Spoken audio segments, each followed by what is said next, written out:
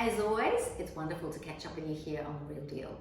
Now, I'm going to talk to you about some little tools that are available at a cost to use, which you can use to do your data analysis or your research if you're looking at purchasing properties. Now, of course, we all know that there's realestate.com and domain, and if you go into the sold section, it does tell you what things are sold for unless the agent has withheld that information. But more often than not, it does get published, okay?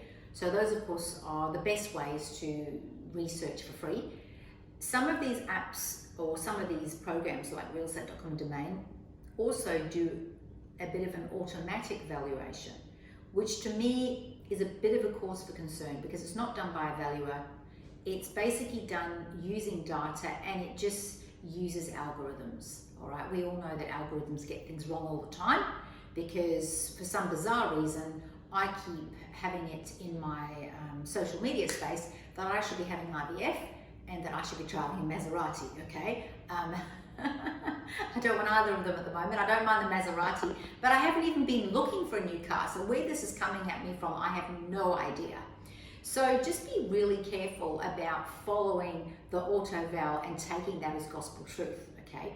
Now, even if you use RP Data or CoreLogic and you use Price Finder, which are the paid programs that us real estate professionals use when we do our research. Now we use those and we still know that that data is out of date because that data is typically 120 or sometimes even only 30 or 60 days old, but it is definitely out of date in a rising market and also in a falling market. So please be very careful about going off an AutoVal. We had a lovely buyer who's bought 4 properties from me try and correct me by telling me that the price that we pitched this property at was completely out of whack based on his research. But his research was founded off something that had sold a long time ago, and there's been recent sales since then that he doesn't know about that have increased the value of the property that he's put an offer in on.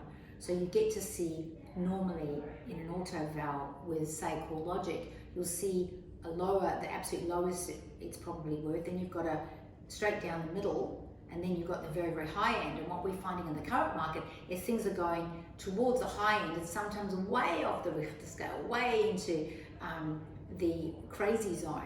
And often that's your interstate buyer that doesn't really care. They just want to take the property off the market if they really want something bad enough and they're locked up in a house and there's nothing else for them to purchase. So just keep that in mind. Be very careful of statistics. We all know that they can be very dangerous, so don't end up being one of those statistics that get it wrong. Because we all get it wrong anyway, so if we're getting it wrong as real estate agent and professionals, don't feel bad if you get it wrong as well. I'm just warning you to just take everything with a massive grain of salt.